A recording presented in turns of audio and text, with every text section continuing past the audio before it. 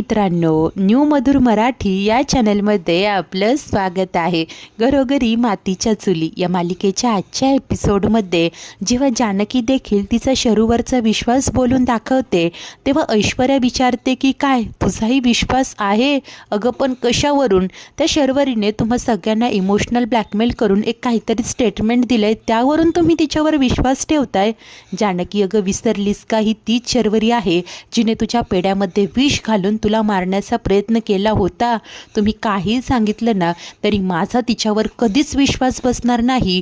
इतर वेळेस मी तुमच्या सोबत उभी असेल, परंतु शर्वरीच्या बाबतीत मात्र नाही, असं बोलून आता ती तिथून निघून गेलेली असते। नंतर अवंतिकाने मात्र पुन्हा एकदा शरूची केस तीच लढणार हे असं ठरवलेलं असतं, परंतु जानकी तिला समजावते की हा असा वेडेपणा करू नकोस।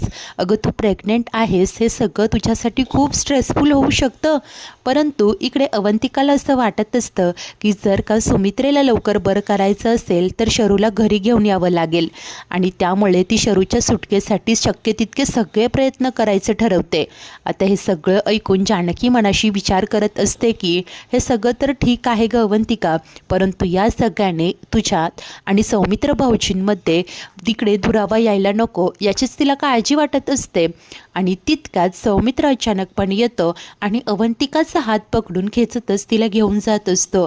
जानकी गप्पच होते। सौमी मात्र अवंतीला घेऊन येत असतो। ती रागाने म्हणत असते की सोड, अरे काय करतोय हे सौमी, तू दुखतंय मला। तो तिला सरळ रूममध्ये घेऊन येतो आणि तिला रागानेच सांगतो की हे असं वागायला तू मला भाग पाडतेस। अगं मी जे बोलतो त्याच्या बरोबर विरुद्ध करायचं ठरवतेस का तू? अगं मी सांगितलं की शरूची केस मी नाही लढणार, तर तुला ती केस लढायची आहे एवढं कळतं का तुला? तेव्हा आता अवंतिका स्पष्टपणे ठामपणे सांगत असते की होय, मी लढणार आहे ती केस, मी सोडवेन शरूताईंना। मला तुझ्या इतकं कळतं की नाही ते तर माहिती नाही, परंतु होय, तुझ्या इतकी स्वार्थी मी अजिबात नाही आहे, असं ती रागाने बोलते। तेव्हा सौमीचाही राग अनावर होतो आणि अवंतिका असं रागाने ओरडत तो तिच्यावर हात उगारतो। परंतु इतक्यात ऐन वेळेला जानकी तिथे येते आणि सौमित्राचा हात पकडत त्याला अडवते। सौमी आता गप्पच झालेलं असतो। जानकी रागानेच विचारते की काय अवंतिकावर हात उगारण्याची तुमची हिंमत झालीच कशी भाऊजी? अहो तुमचं तर प्रेम आहे ना तुमच्या बायकोवर, तुम्हाला काळजी वाटते ना तिची, तुम्ही तर तिचा आदर करता, हा असा हात उगारून? बोला ना भाऊजी। त्याच्याकडे काही उत्तर नसतं। लेली अवंतिका बोलते की मी सांगते ना वहिनी, जी केस हरण्याची भीती त्याला वाटते ना, तीच केस जिंकण्याची हिंमत त्याच्या बायकोने दाखवलीच कशी, याचा राग आलाय त्याला। वहिनी अहो, त्याचा जो सो कॉल्ड मेल इगो आहे ना तो दुखावला गेलाय, असं ती रोखठोकपणे बोलते। तिच्या डोळ्यात अश्रू असतात। तेव्हा सौमी मात्र सांगतो की असं काही नाहीये, मला तुझी काळजी वाटत होती म्हणून बोललो मी। तेव्हा जानकी म्हणते की काय तुम्हाला काळजी वाटत होती, ही अशी हात उगारून? तेव्हा आता सौमित्र तिला सांगतो की वहिनी हे बघ, तो आमच्यामध्ये बोलू नकोस, आमचं आम्ही बघून घेऊ। तेव्हा जानकी त्याला आठवण करून देते की आपण एकत्र कुटुंबात राहतो, इथे माझं तुझं नाही तर सगळं काही आपलं असतं। त्यानंतर सौमी म्हणतो की हे बघ, मला ते काही माहिती नाही, परंतु माझी अवंतिका याआधी माझ्याशी असं कधीच वागली नव्हती, परंतु आता ती माझ्या विरोधात जाऊन गोष्टी करायला लागली आहे। तू आणि ती ऐश्वर्या तिच्या डोक्यात काय भरवता कुणास ठाऊक? अगं त्या ऐश्वर्याचं तर मी समजू शकतो, परंतु तू हे असं वागशील असं मला कधीच वाटलं नव्हतं। तेव्हा अवंतिका म्हणते की सौमी, आता तर सगळ्या लिमिट्स क्रॉस करून बोलतोय तू।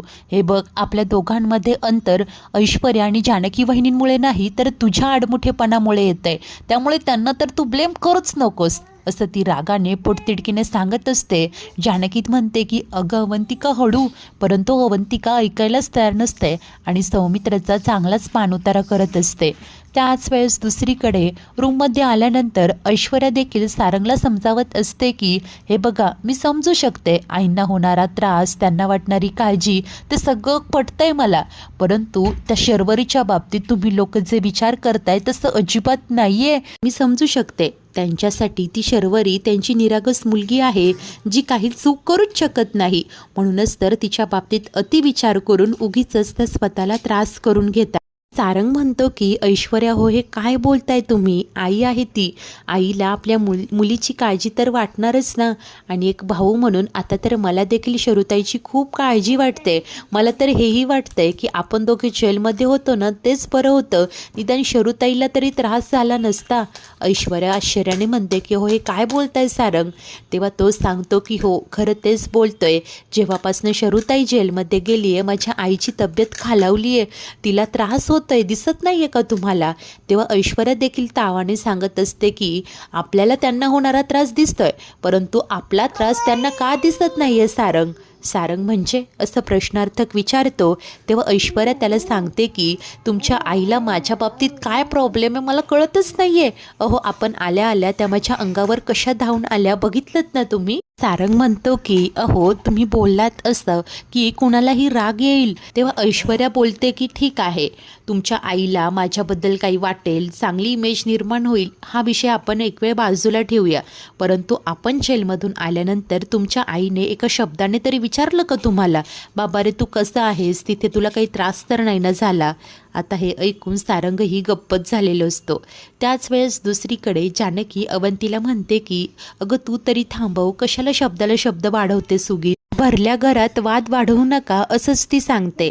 तेव्हा सौम्यही म्हणतो की नाही वहिनी, मलाही वाद वाढवायचे नाहीयेत, म्हणूनच तुझ्यासमोर स्पष्टच सांगतोय हिला की हिने ही केस लढायची नाही, विषय संपला.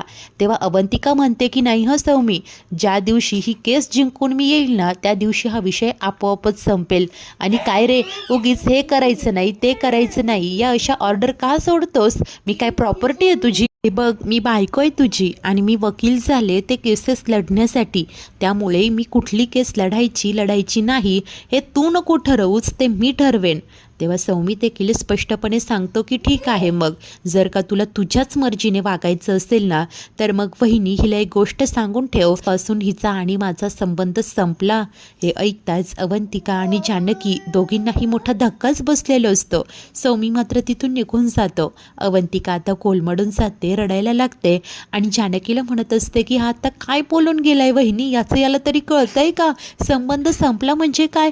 वहिनी अहो जेव्हा आपला पार्टनर एखादी गोष्ट आपल्याला बोलतो ना तेव्हा ती मनाला जशी भिडते तशीच लागते सुद्धा. जानकी मात्र तिला समजावत असते की भाऊजी रागाच्या भरात बोलून गेले असतील ग, परंतु अवंतिका या सगळ्याने खूप हर्ट झालेली असते. आता रडतच ती विचारते की वहिनी अहो माझं काही चुकतंय का, मी इथे त्याच्याच बहिणीची केस लढायला उभी राहते आणि तो हे असं. तेव्हा जानकी मात्र तिला शांत करते आणि समजावते की हे बघ नवरा बायकोचं नातं खूप मोठं असतं ग, त्यामुळे तुझ्या या डिसिजनचा तू पुन्हा एकदा विचार कर, हवं असल्यास आपण दुसरा एखादा लॉयर बघू.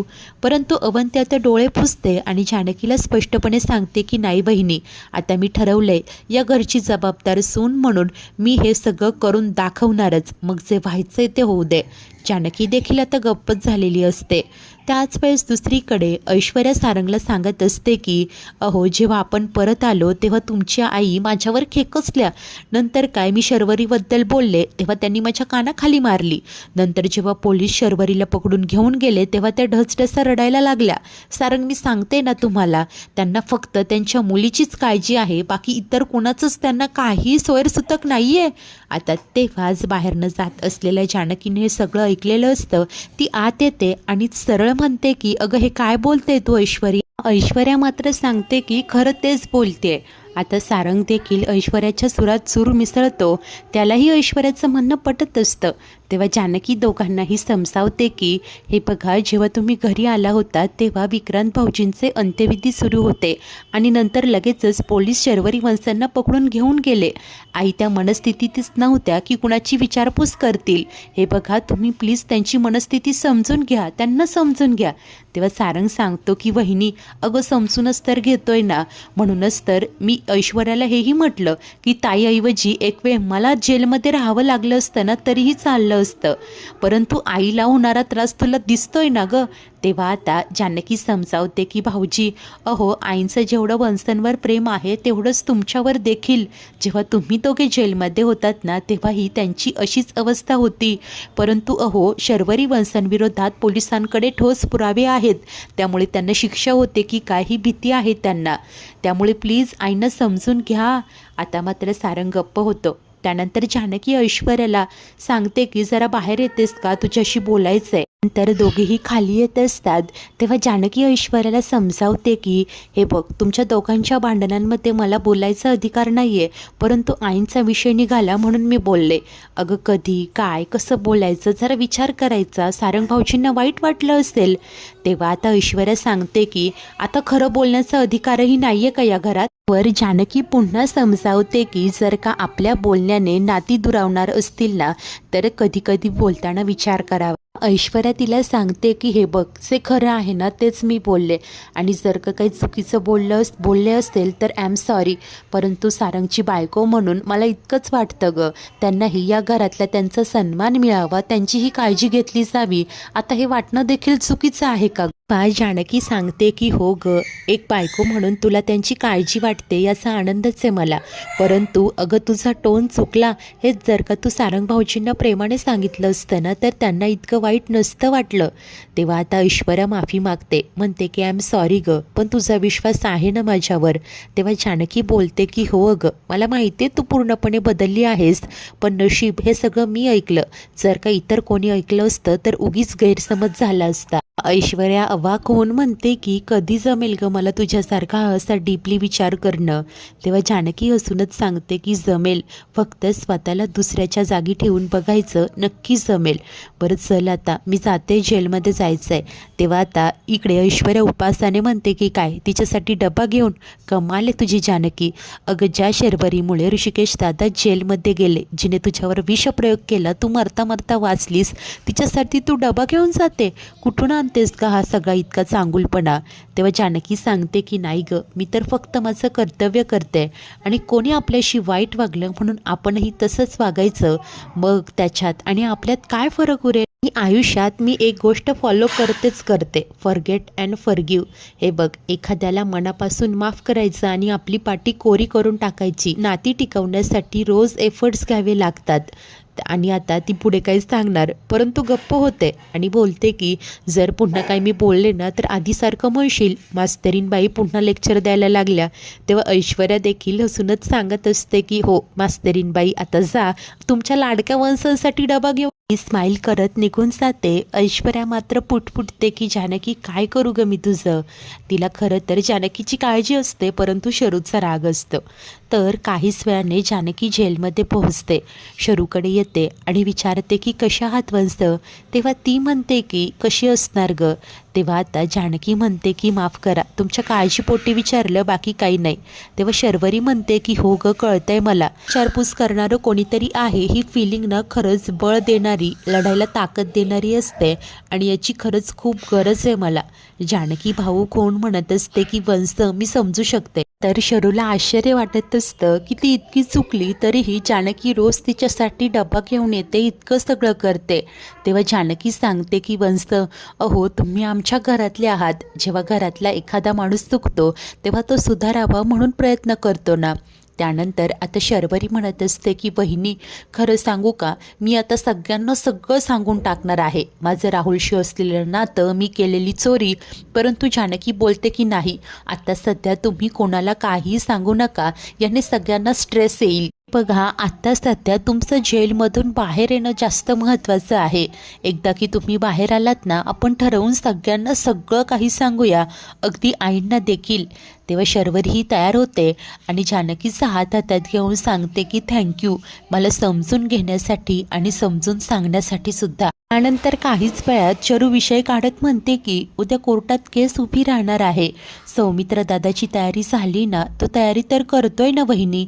आता जानकी गप्पच होते. तर शरू विचारत असते की काय झालंय वहिनी, हे बघ मला सांग, जे असेल ते सांग, नाहीतर माझ्या घशाखाली घास नाही ग उतरणार. तेव्हा अखेर जानकी तिला सत्य सांगते की सौमित्र भाऊजींनी तुमची केस लढायला नकार दिलाय. हे ऐकताच क्षणातच शर्वरी खूप पॅनिक होते. काय, आता काय करू मी, म्हणजे मी आयुष्यभर इथेच अडकून पडणार का काय? अगं माझ्या सख्ख्या भावाला माझ्यावर विश्वास नाहीये, असं म्हणत ती खूप त्रागा करत असते. जानकी तिला शांत व्हायला सांगत असते. जर का माझा सख्खा भाऊच माझी केस लढायला तयार नाहीये तर मग मी जगून तरी काय करू, असं म्हणत ही शर्वरी आता भिंतीजवळ येते आणि जोरजोराने भिंतीवर डोकं आपटायला सुरुवात करते. जानकी तिला अडवत असते, वंस हो हे काय करता, हे बघा थांबवा, हे सगळं तुम्हाला शपथ आहे माझी. परंतु शरू काही केल्या ऐकत नाही. माझा नवरा गेला, त्याच्या खुनाच्या आरोपाखाली मी इथे तुरुंगात आहे. माझा सख्खा भाऊ माझी केस लढत नाहीये, मला फाशी द्या. हे रोज थोडं थोडं मारण्यापेक्षा मला फाशी द्या, असं म्हणत ती आता तिचं डोकं धाडकन भिंतीवर आपटत असते. डोक्यातनं रक्त यायला सुरुवात होते. तोपर्यंत इकडे जानकीने जाऊन कॉन्स्टेबलला बोलावून आणलेलं असतं. की कॉन्स्टेबल लॉक उघडतच म्हणते की काय डोक्याला ताप आहे हा. त्यानंतर लॉक उघडलं जातं. जानकी आणि ती कॉन्स्टेबल दोघीही आतमध्ये येतात. जानकी शर्वरीच्या डोक्याची जखम पाहते, घाबरते आणि बोलत असते की कोणीतरी डॉक्टरांना बोलवा. शरू मात्र आता बेशुद्ध होत असते.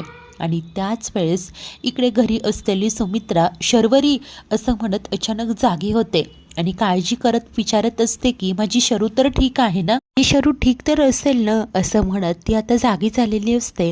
तिच्या आवाजाने सारंग तिथे येतं आणि सुमित्रेला समजावतो की आई अगं काय झालंय, हे बघ शरूताई ठीक आहे, तुला भास झालं असेल. परंतु काही केलं सुमित्रा ऐकत नाही. तू पोलीस स्टेशनला फोन कर असं हट्टच धरते. सारंग सांगतो की अगं वहिनी गेली आहे शरूताईकडे, ती आल्यावर सगळं कळेल आपल्याला. तेव्हा आता सुमित्रा सांगते की नाही तू जानकीला फोन कर बघू. तेव्हा अखेर सारंग जानकीला कॉल करतो.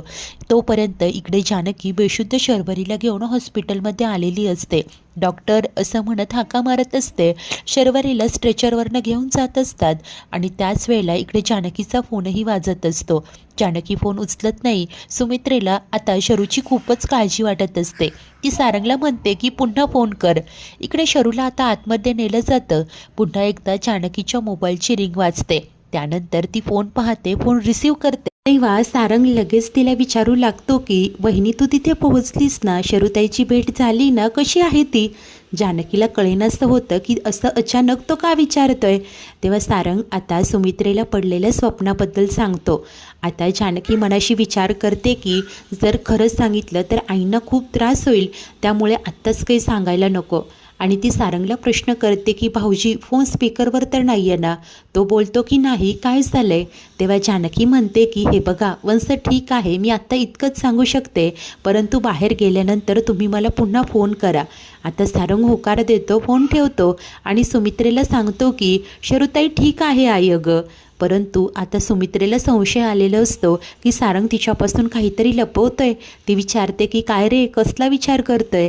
सारंग सांगतो की काही नाही आई, अगं कामाचाच विचार करतोय, आलोच मी काम करून. आणि तो तिथून निघून जातो. परंतु सुमित्रेला अस्वस्थ वाटत असतं आणि शरूची काळजी वाटत असते. तर काहीच वेळाने आता सारंग बाहेर येतो आणि पुन्हा जानकीला कॉल करतो. जानकी फोन रिसीव करते. सारंग म्हणतो की बोल बहिणी, मी आता बाहेर आलोय, काय झालंय. तेव्हा जानकी सांगते की मी शर्वरी वंशांना सांगितलं की सौमित्र भाऊजी त्यांची केस लढायला नकार देत आहे.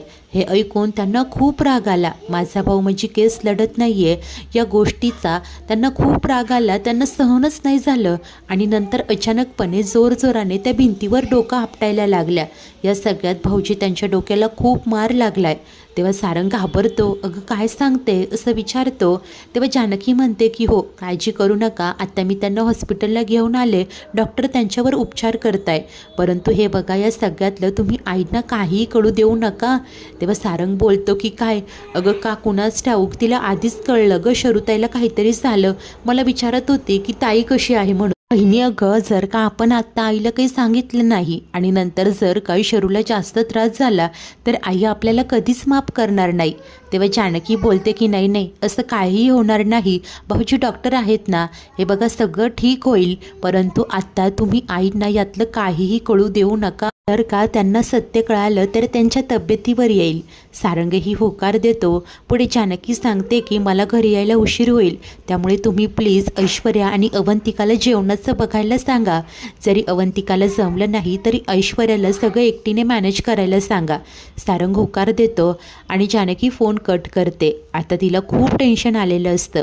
मित्रांनो, आजचा हा एपिसोड इथेच संपतो. तर पुढील भागात ऐश्वर्या अवंतीला म्हणत असते की तू जीव लावून ही केस लढशील, जिंकशीलही आणि ती शर्वरी बाहेर येईल. परंतु जर का त्यानंतर तुला कळालं की हे सगळं शर्वरीनेच केलं असेल तर तुला किती फ्रस्ट्रेशन येईल, काय लेवलचं फ्रस्ट्रेशन असेल ते. हे बघ अवंतिका, सौमित्र चुकीचा नाही आहे. आता ऐश्वर्याचं बोलणं ऐकून अवंतीही विचारात पडते. त्याच वेळेला इकडे हॉस्पिटलमध्ये डॉक्टर जानकीला सांगतात की शर्वरीची मानसिक अवस्था ठीक नाही आहे, तुम्हाला त्यांची जास्त काळजी घ्यावी लागेल. आता मात्र जानकीला चहूबाजूंनी कोंडीत पकडल्यासारखं झालेलं असतं. जानकीलाही खूप टेन्शन आलेलं असतं. मित्रांनो, या सगळ्या तिढ्यातनं ती वाट कशी काढेल? इकडे अवंतीही ऐश्वर्याचं बोलणं ऐकून केस लढायला नकार देईल का? अखेर शर्वरी निर्दोष नाहीये याचे पुरावे जानकीला मिळतील का? या राहुलचं काय झालेलं असेल? सगळंच काही पाहणे उत्सुकतेचं ठरेल. अशाच नवनवीन भागांच्या डेली अपडेट्ससाठी आपल्या न्यू मधुर मराठी या चॅनलला नक्की सबस्क्राईब करा. धन्यवाद.